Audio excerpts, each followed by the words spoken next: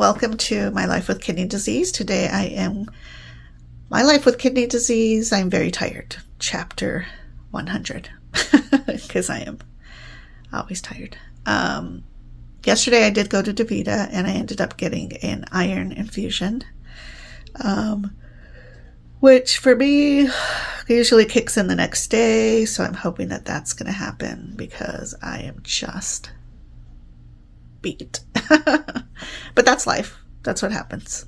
I also have continuously been working out, so that's also something that my body is just like, we're in crisis mode already, and now you're going to push us to do more, and I am. I got up this morning at 3:30. Took Smokey out about 4:35, and it was weirdly chilly. Like, I almost needed a sweatshirt. Now it is about 8:30, and I just ran downstairs to check because Katie is going on vacation. I wanted to make sure she was up and getting ready. The boys have to get ready because they're going to different places. Like Charlie has to go to daycare and stuff, but he's staying here. So, it was warm. I was like, oh my God. So then when I got back to the apartment, I noticed that my AC had kicked on, and I had my AC on 81. It's just kind of the temperature that I find starts to make me feel uncomfortable. I try to keep it that way because I know that I have to survive out here in Tucson anyways. So if I get too used to it being really, really cold, then I think I'll suffer in the long run because I'll just need that super coldness. And not everybody has that. Javi, however, I think he keeps his temperature at like 73. Like, I need a sweatshirt to go down to his apartment. But he runs very warm, and that's just how it is. That's how his apartment is. So mine is a little bit different. But once I got upstairs, I was getting ready for my exchange, I heard the air kick on. So I shut the sliding glass door, and I was like, oh my gosh. And the apartment in the complete shade, it's already 81. Crazy. But that's life in Tucson. So I was injecting heparin in my bag today, and I have, of course, all my supplies here in my cart. To me, the cart is just so easy because it's on wheels, so you can like roll it around, and it has 4 drawers, so you're able to just put all your stuff that you need at all for dialysis in the drawers. So I have my syringes in the drawers ready to go. And this morning, I want to show you, is I opened the bag. So here's a syringe, and I opened the bag. And I pulled it out. I was getting ready to use it. Ooh, excuse me. Here's my bottle. So I was getting ready to plunge it in, and I was like, wait a second. Where's the needle? Which is kind of dangerous because you can, like, it is a needle. You can get stuck. But then I realized the needle had just come off and it was in here. Now, in my mind, this is a contamination. Like, the needle and everything should be attached. So therefore, air can't get in there. Like, our regular air can't get in there. But this, even right here, I'm like, I think regular air is already in there. So I ended up not using it because I just don't want to risk that. But what happens is sometimes these come like this, and so when you pull it out, that's what happens. But typically when I get them, even if they don't come apart, I will always give an extra squeeze because there has been a couple times where I've pulled this off and then went to inject into the heparin bottle and I stabbed myself because the needle wasn't on properly. And how I missed like that, who knows? But when you're tired, these are just things that happen. I have stabbed myself. This is a smaller needle or syringe compared to some of the bigger ones I've used. Either one is pretty painful. I can't tell if whether the bigger one would be more painful because the needle's slightly larger, or if this one is because you get stuck so fast. There's just no protection. If I do stick my finger, though, then I immediately stop and I start all over again because I don't want to contaminate my heparin or my bag with something that was now involved with my needle. So, but I do use this needle all day. But I do use this needle, but I do use the syringe all day. So it's just one. Come to think of it, I wonder, like, I can't remember if I'm supposed to use one per injection.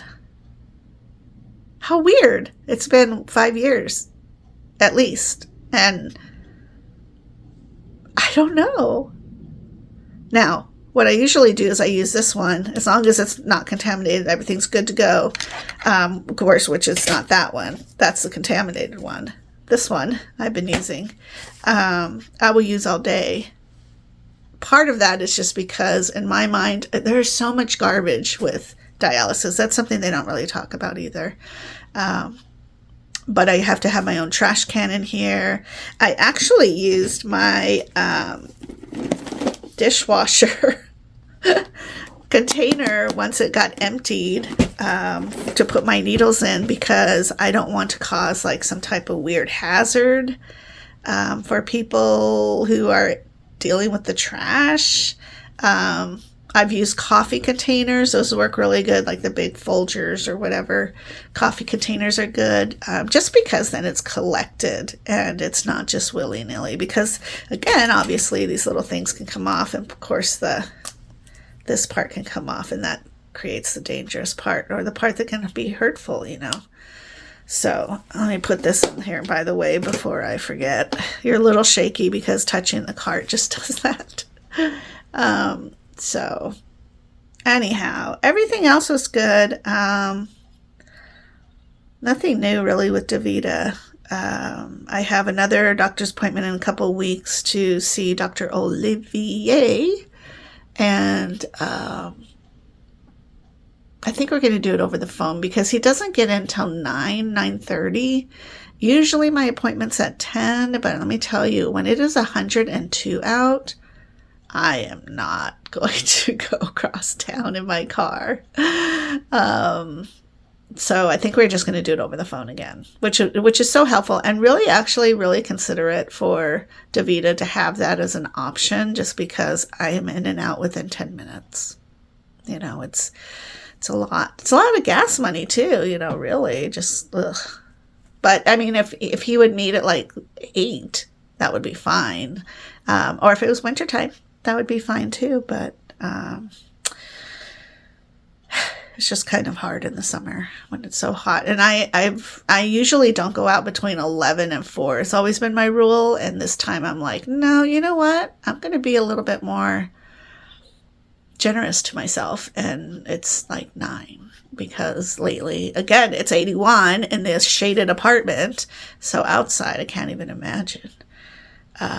Once it starts to heat up, and it's not insufferable in the apartment at 81 or like on the patio, because Smokey likes to go out on the patio, which is kind of funny.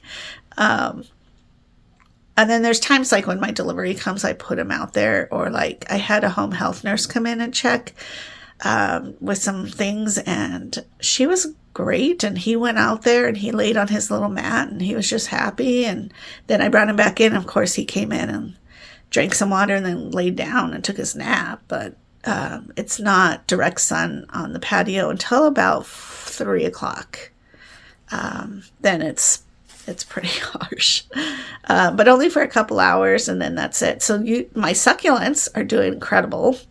I actually remember my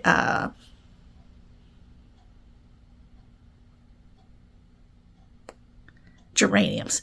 So remember my geraniums, Stella and Stanley, they are doing fantastic still in this heat. I have 2 Christmas cactuses out there on the patio. The little one looks a little bit rough, but the other one looks great. So I just water them. Those four, especially, and the tomato plant. The tomato plant is pretty suffering, but I've got it in a spot where it does get sun, and then it gets a lot of shade. Unfortunately, there isn't an exact place on the porch to get complete shade, so it's got to get some sun. But they're all doing pretty good. I just water them at least twice a week, those ones, and then the other guys I look at and usually do once a week. But because succulents, that's how I kill them so fast. As I always overwater them because I think if I'm thirsty, they're thirsty, right? But apparently with succulents, that's not the case. They like to be suffrage.